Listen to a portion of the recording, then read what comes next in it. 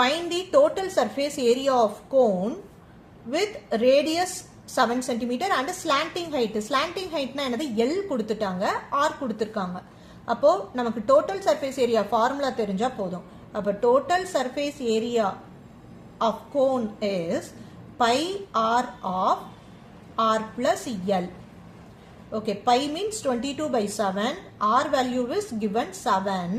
Bracket kulla 7 plus L. Slanting height 25. இந்த 7 cancel பண்ணிக்கலாம். Remaining 22 இருக்கு. Bracket குள்ள இருக்கதை add பண்ணிக்கலாம். 25 plus 7 32.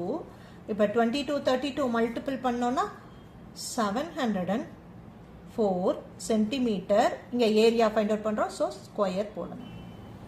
ரிமைனிங் சொல்யூஷன் கீழே இருக்க லிங்க்கை ப்ரெஸ் பண்ணி ஃபுல் வீடியோ பாருங்கள்.